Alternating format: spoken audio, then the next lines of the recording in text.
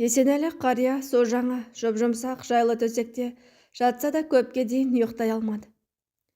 Қара шаңырағын, балаларын, марқұм әйелін, сүйікті немересі Омарды ойлап, көзі ешілінбей-ақ қойды. Әйелі күміскіл, жаны таза жан еді.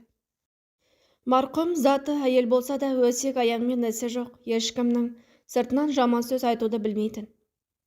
Дастарханын жайнатып, үйіне кім келсе де жылы шыраймен қарсы алатын. Жоқ деген сөз аузынан шықпаушы еді жарықтықты. Есенәлі не тауып келсе де ырза болып, барды ұқсатып, шүкіршілік ететін. Бірді-бірге жеткізе алмай талай қиналған күндері есінде. Сонда күміскүлдің мұның жанына жалау болатын. Ерінің айтқанын қабағымен ұғып, өйтірлігін ұршықша үйіріп жүріпті. Сырттан шаршап, шалдығып келгенде мұнтаздай таптаза үйін ғана көретін. Баппен пісірілген ас-ауқатын ішіп, балаларының әр қылығына мәз болып отыратын жаймашуақ күндері қандай еді. Сонда әйелі көзге көрінбейтін мың-сан тірлікті атқарып жүрсе де шаршағанын білдірмеген екен-ау. Марқұм жары не деген жаны сірә төзімді болған. Шіркін-ай, уақыт қандай жүйрік. Бәрі көзді ашып жұмғандай уақытта өтіп те кетіпті. Бұрында әйел екеуі әр баласының қамын, жайын ойлап, осылар қашан ер жетеді екен.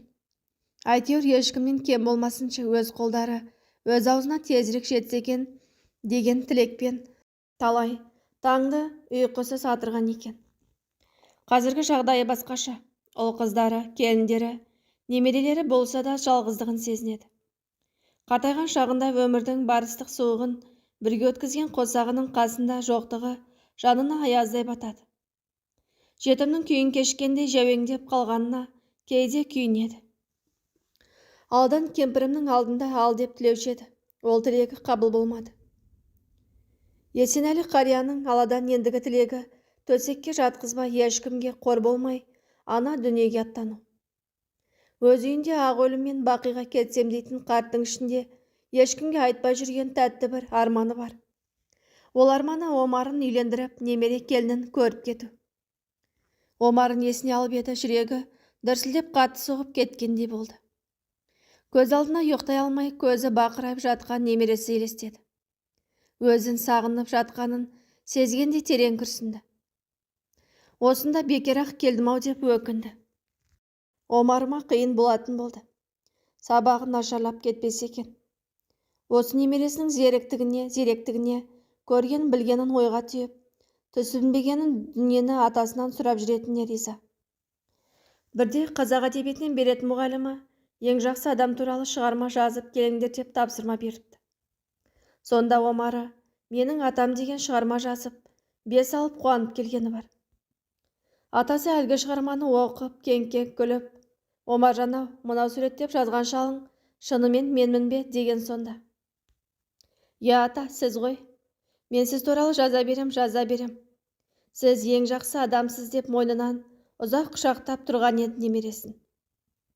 Сөйткен жақсы адамы немересін тастап қашып келіп, қызының үйінде жатысы мынау.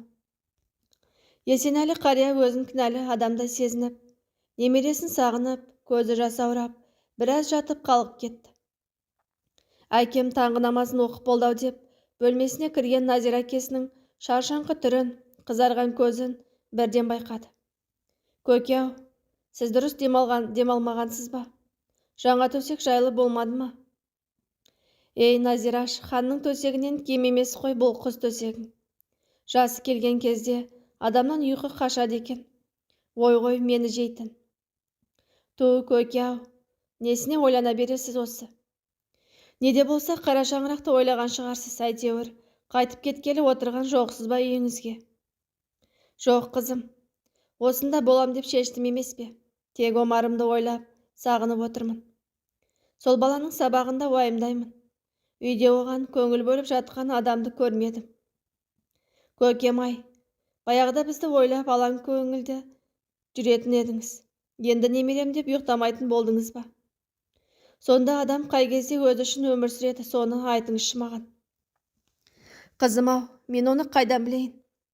Бұрынғылар өз балаңды өскенше, немереңді өлгенше бағасың демейтін беді. Біздікі де сол жол ғой. Қазақ ұрпағымен ғана бақытты болатын халық. Құдайға шүкір, менде сендер барсыңдар. Ендігі тілегім ешқайсының жамандығыңды көрсетпей, Аллаға аманатымды тапсырсам, соған ризамын. Көке, неге асыға бересіз ол жаққа? Анам кетті ғой асығыз. Сіз жанымызда жүре тұрсаңыз енді. Сіз бізге керексіз. Жүріңіз көке. Қыдырда оянған шығар, жақсылап таңғы шайымызды ішейік. Назира далаға шықса, Қыдыр есік алдында турникке тартылып тұр екен. Ай, Нази, қайда жоғалып кеттің? Ішіме бір нәрсе симай бара жатыр. Не болды, тыныштық па? Қойшы, саған айтпаймын, атам айтамын. Атам оянды ма деді жұмбақтай сөйлеген күйеуі. Саған бірдеңе көрінген шығар, көкем үйде. Жүр үйге, шай ішейік деп Қадыр екеуі үйге кірсе, қайнатасы дастархан басында отыр екен. Сәлемдесіп жанына жайғасты да: ата, мен бүгін бір қызық түс көрдім. Түсімде қолыма Құран ұстап кәдімгідей оқып отырмын.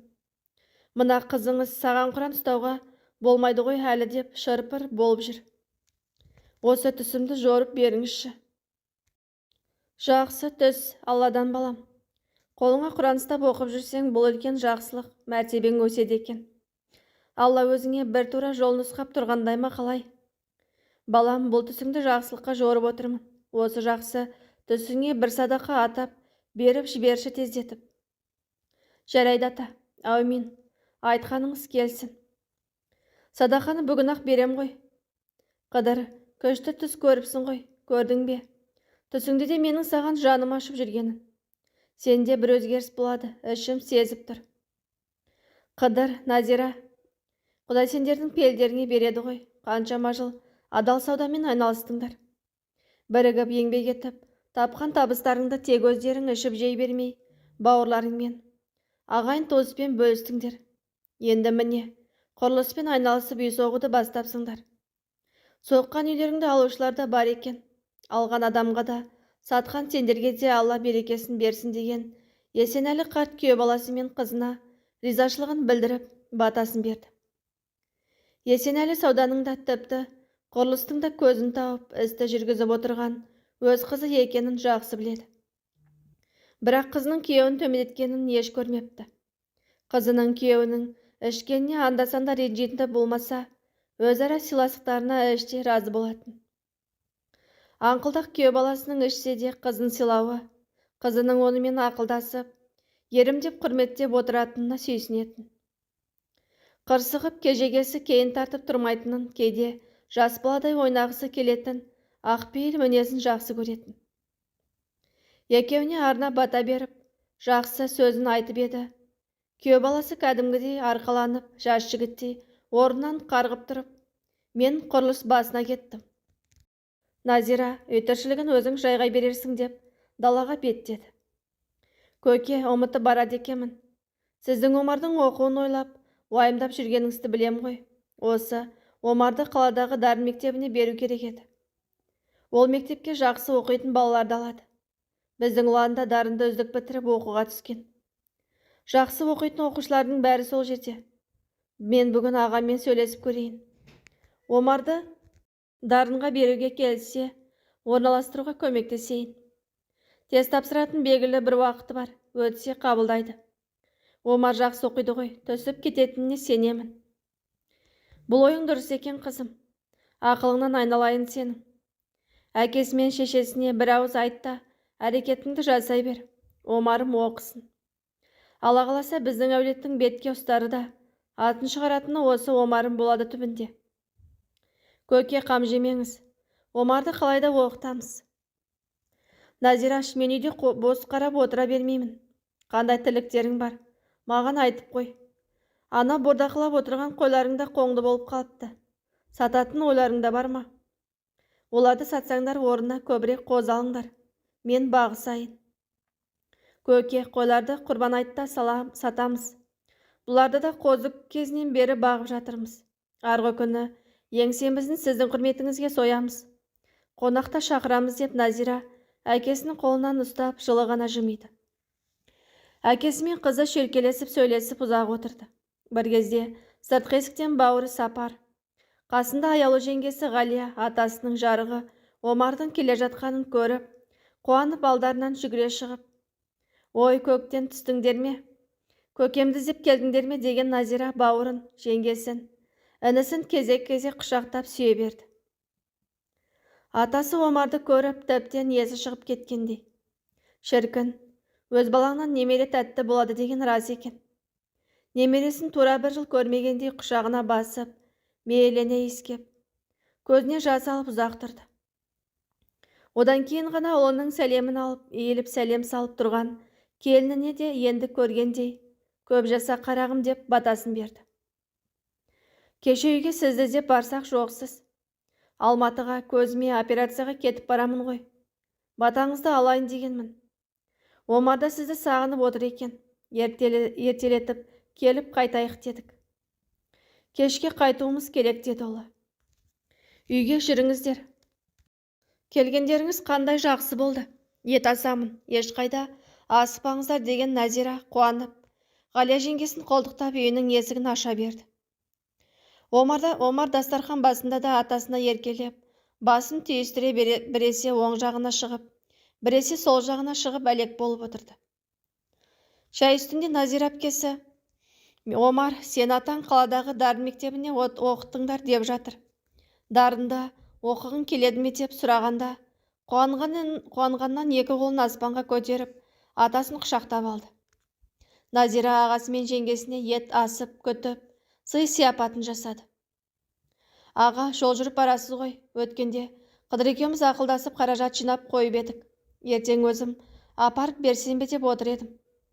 Өздеріңіз келіп қалған соң алып кетіңіз, қажетіңізге жаратыңыз деген Назира бір бума ірі ақшадан 200 мыңды қолына ұстатқанда ағасы мен жеңгесі жылап жібере жаздады.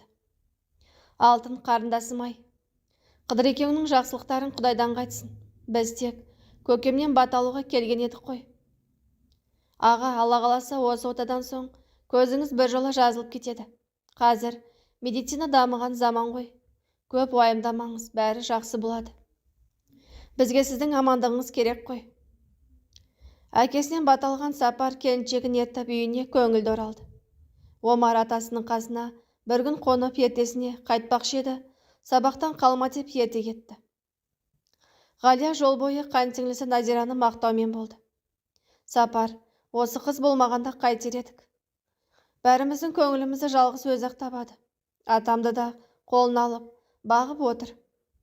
Бір жағынан ұяласың. Баяғыда біз қара шаңырақта қалғанда атам Назираның үйіне келмес пе еді. Апамның ақылын тыңдамай бізді бөлек шығарғанына атам қазір өкінетін шығар, деді күйеуіне қарап.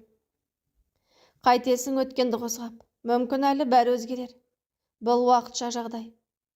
Мен көзімді емдеп алайыншы, әкем қара шаңырағында өз үйінің төрінде отыруы тиіс деді, ойлы көзімен жан жағына қарап. Нағима үйті өрген соң далаға шықса, көршісі Оразгүл апа үйіне келе жатыр екен. Қолында бір пакеті, бір баклажка сүті бар. Нағима, амансыңдар ма айналайын? Атаң келді ме? Ерланнан не хабар бар? Амансыз ба, апа? Атам әлі келген жоқ, Омар барып келді ғой. Жағдайы жақсы көрінеді. Назира бір бөлмесін босатып, кереуетіне дейін сатып әперіпті. Бұл жолы ұзағынан кеткен сияқты. Білмедім ғой атамның не ойлағаны барын. Ерлан 2-3 күнде келіп қалар. Саған таңертең келейін дегенмін, түске дейін қолым тимеді. Мына сүтті келін пісіріп қойыпты. Атаң келіп қалған шығар деп ала келіп едім. Ол кісі сүт қатқан шай ішуді жақсы көруші еді ғой. Үйге кіріңіз, шай ішіңіз, үйіңізде ешкім жоқ шығар. Иә, қазір кірем ғой. Келмен бала жұмыста, немерелер сабақта кеткен. Оразгүл апа үйге кірмекші болып, сыртқы есіктің тұтқасын ұстай берген сол еді, оң жақ бұрыштан қап-қара өрмекшінің ұясын байқап қалды. Салбыраған торға жабысқан өрмекшілерді көріп, денесі тітіркеніп кеткендей болды. Әй Нағима, мына өрмекшілеріңді құртпайсың ба? Есіз қалған үйге кіргенде көзге жаман көрінеді екен. Түрлері құрысын. Ой апа, өрмекшілерге тиісуге болмайды. Өрмекші үйде жүрсе ақша шақырады екен ғой, жүре берсін. Бізде байығымыз келеді, жұрт сияқты. Құдай ай тоба. Осы сендердің түсініктеріңе таң қаламын. Осы жасқа келіп өрмекшінің торын салбыратып қойып байлық күткенді енді көріппін. Қой, құрт көздерін. Қандай өрмекші екенін қайдан білесің? Әне бір қара жесір деген пәлесі ұлы. Шақса адам өлтіреді деді ғой деп, Оразкүл апа өрмекші туралы әңгімесін айтып, тауыса алмай жатқанда Нағиманың шәйі де қайнады. Балалар көрінбейді ғой. Екеуі сабағына. Кішкентайлар Шарбан апаның немерелерімен ойнап жүрген шығар. Бәсе, үйлерің тым-тырыс болып қалыпты. Атаң да жоқ, балалар да жоқ. Дастархан басына отыра бергенде Оразкүл апа пакетін ашып, өткен аптада нағашы әжеміз 99 жасқа келіп, дүниеден өтті. Әжемізге 1 жас қосып 100 жасады деп арулап шерледі. Ол қыздары көп, өсіп өнген әулет қой. Әжеміздің жасына жетіңдер деп шыртысқа қосып, ет жақындарына мата, қос-қостан, орамал, шай таратып берген. Мына орамал мен шайды саған арнайы алып келдім. Сол әжеміз сияқты сенде де 100 жасап өсіп өн. Орамалды қазір-ақ тартып алшы өзің. Нағима қызылмайда гүлдері бар ақ орамалды алып, басына тартып еді жараса кетті. Қуанып, рахметін айтып, Оразкүл апаға бар ықыласымен шайын құя бастады. Оразкүл апа ұзақ жыл қазақ тілі мен әдебиетінен сабақ беріп, зейнетке шыққан ұстаз еді. Нағиманы рулас сіңілім деп жақын тартатын.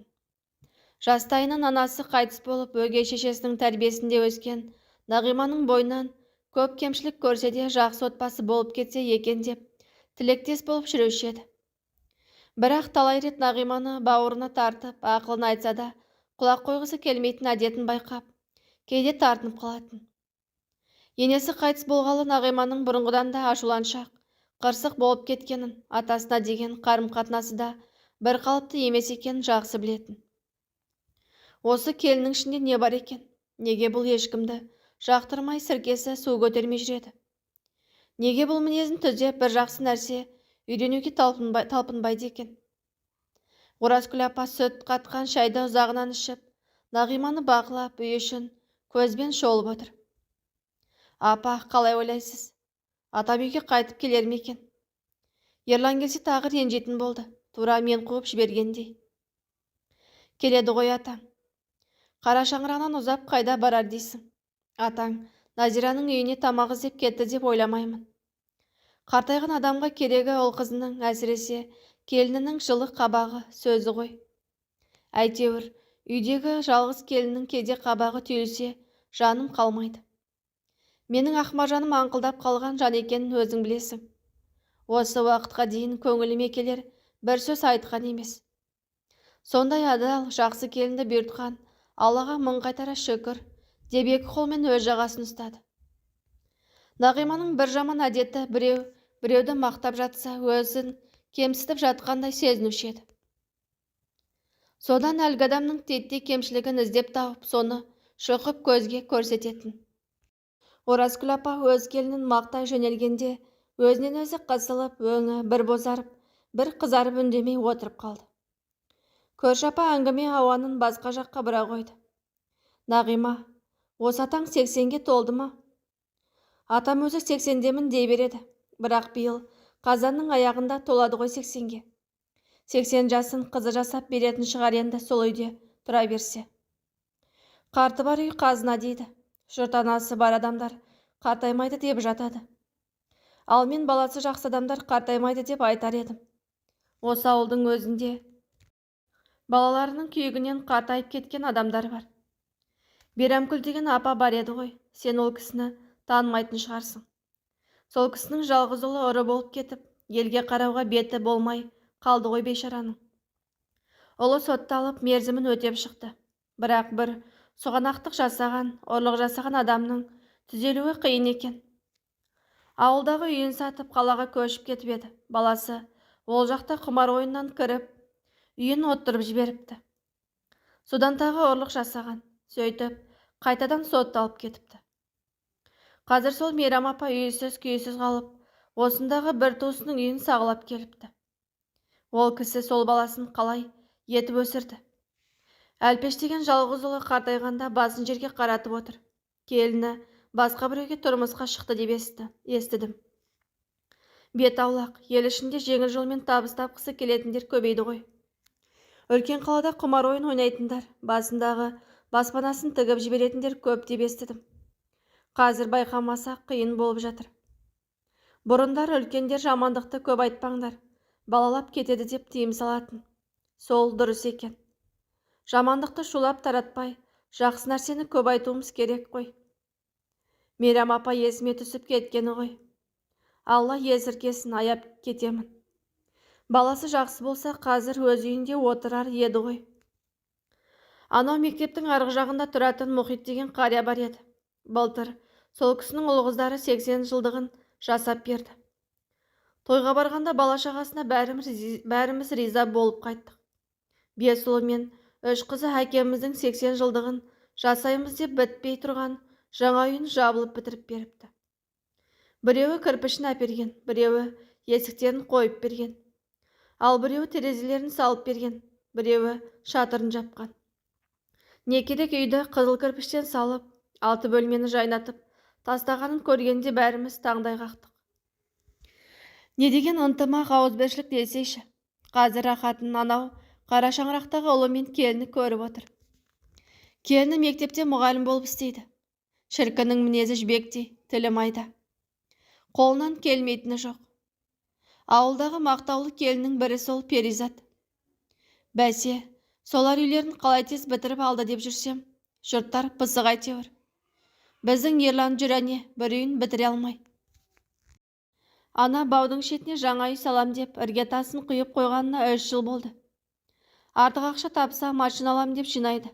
Оны өзі жаратып жібереді. Бір жағына жеткізсек, бір жағына жетпей жатады. Ей қарағым-ай, еркек ақша табуын табады ғой, оны ұқсатып, бәріне жеткізіп, үйді үй қылып отыратын әйел емес пе? Қара шаңырақта қалған екенсің, осы үйдің бар жауапкершілігі сенде болады. Тіпті сол жаңа үйіңнің тез бітуі саған байланысты. Ерланның бар бауырымен тату бол, жылы сөйлес. Үйіңе келсе жылы шыраймен қарсы ал, дәмді тамағыңды бер. Сосын атаңа арқа сүйеп қалауыңды жеткіз. Онда тұрған еш нәрсе жоқ. Қалғанын олар өзі шешеді. Әкелері бауыр үшін қолдарынан келгенін аямайды ғой. Қара шаңырақтың еңселі, жарық, берекелі болған бәрі қалайды. Осы ұядан ұшқандар қай жақта жүрсе де балалық шағы қалған үйге ең болмаса жылына бір рет келіп, аунап-қунап қайтқысы келеді. Әке-шешесін сағынып аңсап келеді. Сонда оларды жылан сияқты ысқырып тұрған келін қарсы алса сұмдық қой. Сондай сумаңдаған жартыбастарды көріп жүрміз. Әке-шешесінің көзі кетісімен небір бауырлар үйіне кіре алмай жүр. Одан да бауырлардың татулығын ойлап, басын біріктіріп, кем-кетігін толтырып отырмай ма? Ақылдың кемдігі сол деп Оразгүл апа біраз ойланып отырды да, Нағимаш, жасым үлкен ғой. Саған да білген ақылымды айта берейін. Қажет болса аларсың, болмаса осы жерде қалар. Мен атаңмен марқұм енеңмен 40 жылдан бері көрші болдым. Бір жаман қылықтарын көрмедім ол кісілердің. Елге сыйлы адамдар ғой. Балаларының бәрін өзім оқыттым. Бәрінің мінезі, тәрбиесі жақсы. Осындай жақсы жерге түскен сенің бағың бар. Айналайын. Енді сәл мінезіңді түзеп, өзіңді қолға ал. Балаларың өсіп келеді. Солар жас кезінде тұрмысты түзеп, жұмысты жапырып істеуің керек. Артық ұйқы, бос ойын, күлкі, жалқаулық, қырсықтық бұлар адамды кедейлікке апарады. Тірлігіңді өз уақытында істеп, үйдің берекесін келтіріп, еңбектің көзін тауып бір кәсіпті меңгермесең, көштен қалып кетеді екенсің. Жас адам айналасын қарап, кім немен айналысып жатыр, ойға түйіп, менде осыны істеп көрейінші деп талпыну керек. Анау үйінен дүкен ашып, саудасын жүргізіп отырған келіншек Жазира сенімен жас емес пе? Көріп жүрсің ғой, үйінің тірлігіне де саудасына да мықты. Күйеуі бұрын ләйліп бош жүретін еді, дүкен ашқалы пысық болып кетті. Ауылдың бәрі қазір олардан азық-түлік қарызға жаздырып алады. Жазираны тастанда қатты деп өсектейтін болыпты кейбір аузы жылдам әйелдер. Дүкен жүргізуде оңай емес, бәрінің есеп-қисабын жасап, ішін азық-түлікпен толтырып отыру керек. Пысық болмаса дүкені баяғыда-ақ жабылып қалар еді ғой. Біздің көшенің бас жағында тұратын Гүлмира үйінен тәттілер, торт пісіріп сатып жатыр. Оның күйеуі кәсіпкер.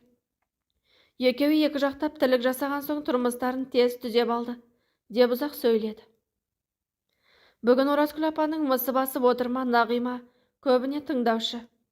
Көп ақылын ұқпаса да басын изей берді. Арасында бас ауырып кеткенде шекесін уқалап қояды.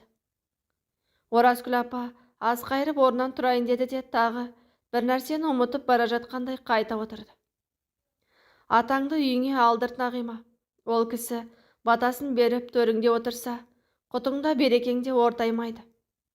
Көзі тірісінде қызмет жасап батасын алып қал. Қашанғы жүрер дейсің? Бәріміз түбінде ана жаққа кетеміз ғой. Тірлікте сыйласқан жақсы. Айналайын, көп нәрсе бір сенің жылы сөзіңе, қабағыңа, берген тамағыңа байланысты ғой. Байқаймын соңғы кезде үлкен әпкелерің, жезелерің үйлеріңе сирек келетін болыпты. Әпкелерің жас үлкен болса да осы қара шаңырақтың қыздары. Олардың қабағында құт бар. Олар келгенде күліп қарсы алып, күліп шығарып сал. Жиі хабарласып, жағдайларын біліп тұрғаның жөн қарағым. Қой, мен үйіме қайтайын. Бүгін бір ақыл қалта болып кеттім ау өзімде. Бүгінде көп жастар өзім білем деп сөйлейтін болыпты. Бесіктен белі шықпай жатып елге ақыл айтатындар көбейген. Олардың жанында менің оқығаным мен тоқығаным бар. Пәлен жыл ұстаз болған адаммын ғой, деді орнынан тұрып бара жатып. Оразгүл апаны шығарып салған Нағима басын ұстап диванға жата кетті. Біраздан кейін тұрып бөлме ішінде ары-бері жүре бастады. Бүгін теледидар көруге мүлде зауқы соқпады. Есіктің алдына шығайыншы деп сыртқы есігін ашып қалып еді. Салбырап тұрған тордан бір қап-қара өрмекші мойнына түсіп кетіп жыбыр еткізді.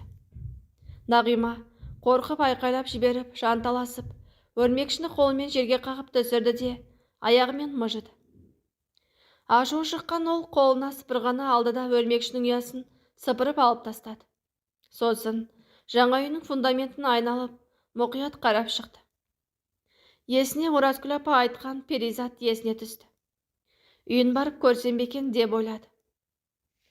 Нағима байыз тауып отыра алмай көшеге шықты. Осы уақытқа дейін ешкімнің үйіне, ауласына назар салмаған екен. Көше бойлап келе жатып, Жомарт пен Күнсұлудың ауласына көзі түсті. Есік алдына отырғызған гүлдері жайқалып, жұпар иіс шашып тұр екен. Күнсұлу қолына қолғап киіп алып, бақшасының арам шөбін жұлып жатыр. Есентай көршісі жаңа үйінің кірпішін қалатуды бастап кетіпті. Келесі көшедегі Нұргүл шаштарасы ашып алыпты. Ішіне кіріп еді, Нұргүл шаш қысқартып жатыр екен. Құтты болсын, енді алысқа бармай-ақ саған келетін болыппын ғой. Шашымды бояп бересің бе? Қанша болады? Рахмет Нағима. Шашыңды өсіп кетіпті ғой, қысқартпайсың ба? Жоға, шашымды өсіріп жүрмін. Тек бояп берсең болды. Ерлан келгенде бір әдемі болып отырайыншы. Жақында маникюр жасайтын қызды алам жұмысқа. Маникюрді да менен жасата беріңдер. Нұргүл Нағиманың шашын әдемілеп бояп берді. Айнаға қайта-қайта қараған Нағима көңілі орнына түскендей әдемі орамалын тартып алып үйіне қарай аяңдады. Әшейінде диванға жата салуға бейім Нағима бүгін үйіне кіргісі келмей көп жүрді. Бір кезде есік алдында шуылдап жүрген кішкентайларына «Әй, сендер ойнай бермей, үйдегі кішкене көрпе жастықтарды далаға шығарыңдар» деп айқайлады. Өзі үйден үлкен көрпелерін алып шығып, күн көзіне жая бастады. Ертең атамның бөлмесін тазалап әктеп қояйыншы. Мүмкін Ерлан келгенше келіп қалар. Назираға телефон соқсам бе екен? Сол сәт Нағиманың телефоны шырылдап қоя берді. Қайынсіңлісі Назира екен. Қайынсіңлісі қысқаша амандық саулықтан соң әкесінің жеңіл күртесін дайындап қоюын ертең алып кететінін айтты. Әкесін Бурабайға шипажайға жібермекші болып дайындалып жатыр екен. Атамның жағдайы жақсы ма? Үйге қашан қайтамын деп жатыр. Балалар атасын сағынып кеттім дейді. Атама сәлем айт. Біз Ерлан келген соң атамның 80 жылдығын ақылдасамыз. Күзге дейін уақыт бар ғой. Бірақ ерте дайындала беру керек, деді Нағима. Нағиманың мына сөзін естігенде Назираның қолынан телефоны түсіп кете жаздады. Қалайша? Әулеттен бір адам көкесінің 80 жылдығы туралы әлі әңгіме қозғамады. Еш нәрсемен ісі жоқ деп жүрген Нағима жеңгесі ең бірінші болып, шынымен өзіме? Ол өзгерейін деген бе, әлде атама неге дұрыс қарамадың деп өкініп жүрмекен? Бір минуттың ішінде Назираның ойы 10 саққа жүгіре жөнелді. Жеңеше, ертең барам ғой үйге. Бәрін ақылдасамыз, өте дұрыс айтасыз. Көкемнің 80 жылдығына ертерек жақсылап дайындалуымыз керек. Ішінен қатты қуанған Назира телефонын өшіріп, көкесіне келіннің сәлемін жеткізуге асықты. Көке, жаңа келініңіз Нағимамен сөйлестім. Сізге сәлем айтуда. Немерелеріңіз атасын сағынды, үйге қашан келеді деп сұрап жатыр. Өзі хабарласты ма? Балалар аман бекен. Омаржан шығар мені сағынып жүрген. Ерлан қашан келеді деді. Есенәлі қария кәдімгідей елеңдеп, келініне іші жылып қалды. Мен хабарласқан едім, өзі де телефон соққалы отыр екен.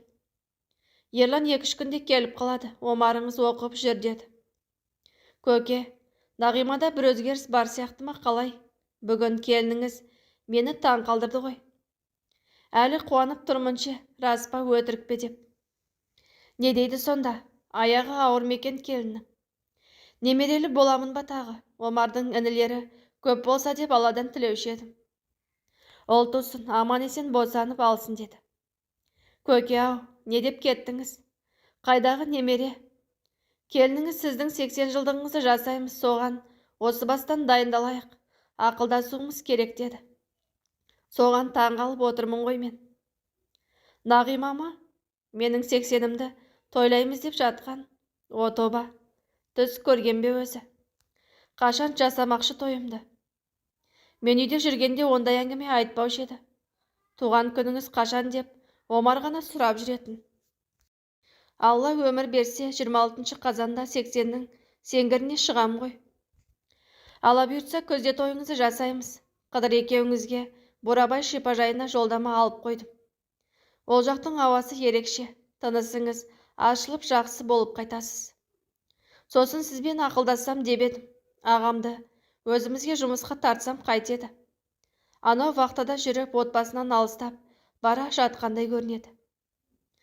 Мұның жөн екен, Назираш. Ауыл арасында жұмыс табылса қанеки. Сол бала сыртта көп жүрген соң ба, келін ашуланшақ болып кеткен сияқты. Қызғана ма, кім білсін. Ерлан алыстан арбалағанша жақыннан дорбалаған дұрыс қой. Құрылыс жүргізуді біліп қалды ғой. Бірігіп жұмыс істейміз, табысы да аз болмайды. Жақсы қызым.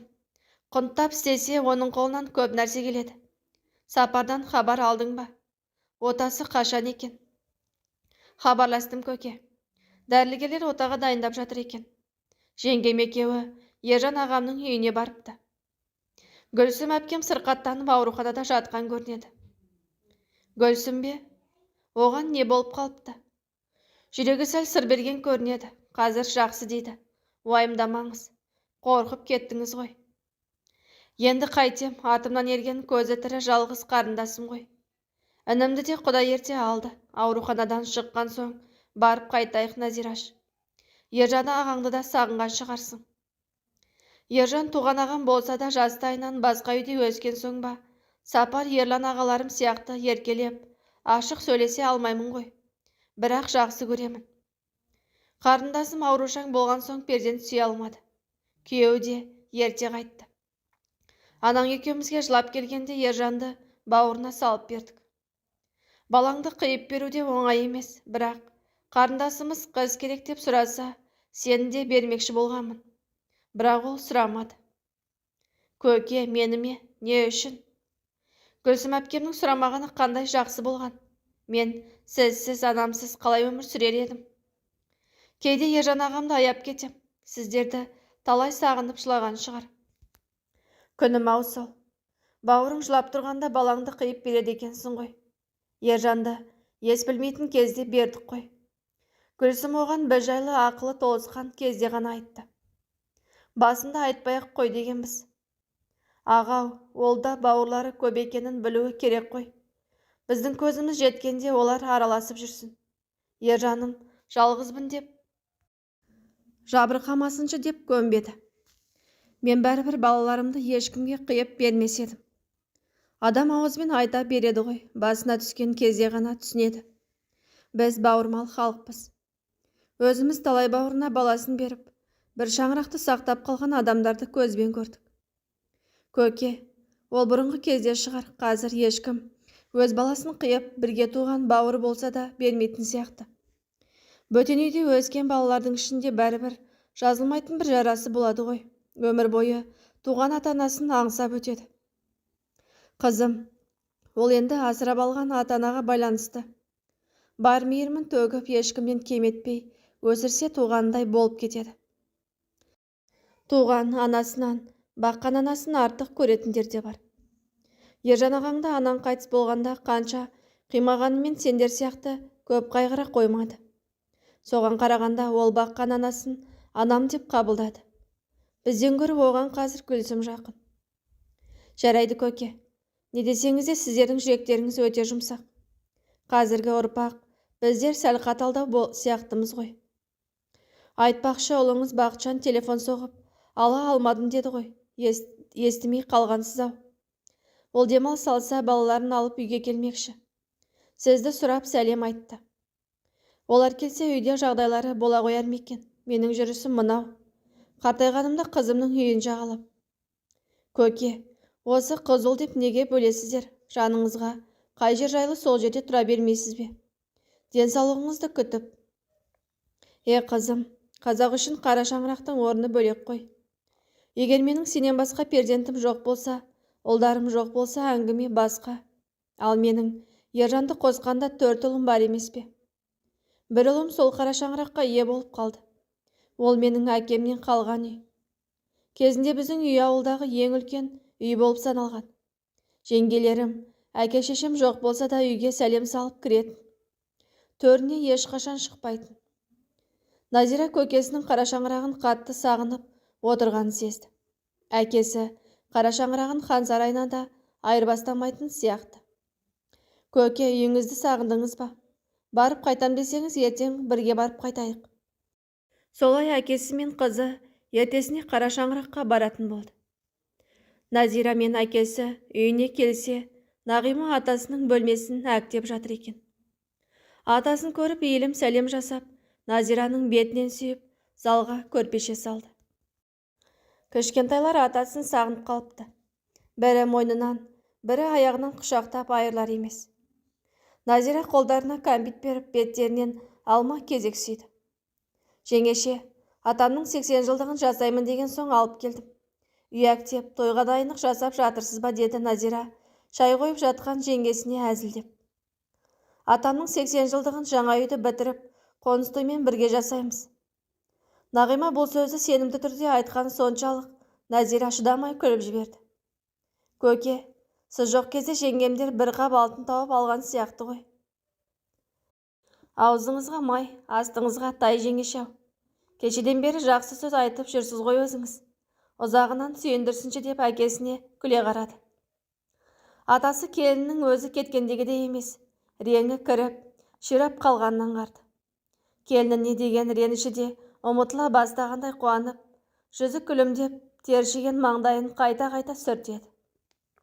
Омар мен Әсем қашан келеді сабақтан деген Есенәлі қария үлкен немерелерін келгенше асығып, қабырғадағы сағатқа қарады. Түс болып қалыпты ғой, олар келіп қалар. Мен үй әктеймін деп түскі тамақта пісірмеппін. Дүкеннен жұмыртқа әкелу керек еді, қуыра салатын. Кешке кеспе көже жасаймын ғой. Көкем жұмыртқа жемейді, таңертең үйден нарын жеп шыққанбыз. Шай ішеміз де қайтып кетерміз, әуре болмай, үйіңізді әктей беріңіз деді. Маған көкемнің кешек айтқан жұқа көртесін бере салсаңыз болды. Шай ішіп отырғанда Омар мен Нәсем де келіп қалды. Есіктен кіргеннен атасын көрген Омар қатты қуанып, екі-ақ аттап жүгіріп қасына келді. Атасы немересін айналып толғанып, кеудесіне қысып, маңдайынан сүйе бастады. Әсем де сызылып келіп атасының мойнынан құшақтады. Омар атасының қасында отырып шайды ұзақ ішті. Әпкесінен осы жазда дарынға түсу үшін тест тапсыратынын естіп қуанып қалды. Омар, жақсылап дайындал, мен саған сенемін. Қыркүйектен бастап дарында оқитын бол деп тапсырды әпкесі. Нағима жеңеше, көкемнің 80 жылдығына дейін жаңа үйді бітіру керек дегеніңіз менің құлағыма жағып отыр. Өзімде үйге келген сайын ойланып жүруші едім. Ол үшін Ерлан вақтаны қойып, одан гөрі табысы жоғары жұмысқа орналасуы керек. Келген соң өзім сөйлесемін. Бақытжан да демалысқа ауылға келеді екен. Ол пысық үйінде, көлігінде алып алды ғой. Енді қара шаңыраққа мойын бұрар. Әпкелерімде кездескенде жаңа үйді бітіруге көмек береміз деп жүретін. Ержан ағамызда қолынан келгенін аянып қалмас, бауырымыз ғой. Ерлан жалғыз өзі қай жағына жеткізеді. Қой қызым, үй саламыз деп бәріне салмақ саламыз ба? Бәрінің бала шағасы бар, өздерінен артылмайды ғой. Қазір тапқандары. Үй жайлап бітер. Менің 80 жылдығымды да жасамай-ақ қойыңдар. Бір мал сойып құдай тамақ берсек болды. Маған осы үйде жетеді әзірге. Ерлан өзі асықпай бітіріп алар. Көке, ұл қызыңыздың ешқайсы жерге қарап отырған жоқ. Құдайға шүкір, бәрінің жағдайлары жақсы. Тек Сапар ағамыз ғана көзінен сәл шаршап қалғаны болмаса. Отасы сәтті өтсін деп тілейікші. Көзі әлі қанық көріп кетеді. Омарыңыз да өсіп қалды. Немереңіз ержетіп, ертең-ақ сізге келін әкеледі. Сол кезде беташарды жаңа үйде жасамайсыз ба? Шүпірлеген шөберенің қолынан майжалап жүресіз әлі. Бізге қайта бірлікте болыңдар деп атаңызды беріңіз. Бәріміз біріксек алынбайтын қамал жоқ. Менің үй салатын адамдарым дайын. Құрылыс материалдарын дайындап берсек, үй салу деген қиын емес. Күзге дейін бітіп қалады. Нағима қайынсіңлісінің әрбір айтқан сөзіне риза болғаны соншалық, жүзіне қайта қарай берді. Оразкүл апасы қалай біліп дәл айтқан. Адам таниды екен ғой ол кісі. Назираның құлағына жеткізсең, өзі-ақ жаңа үйді тұрғызып бітіртіп береді деп еді. Ерлан вақтыдан келгенде әкесінің үйінде жоқтығын, бірақ бөлмесінің таптаза болып тұрғанын көрді.